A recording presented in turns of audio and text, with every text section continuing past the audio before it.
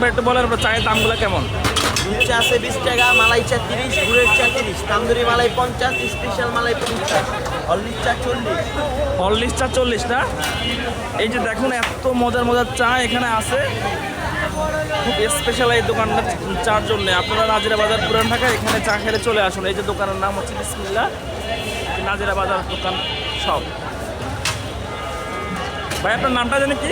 মোহাম্মদ রিয়াদ ভাই। রিয়াদ ভাই,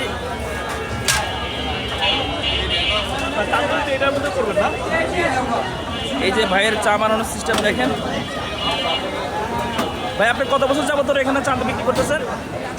কত বছর যাবত ধরে চা বিক্রি করতেছেন? 4 বছর।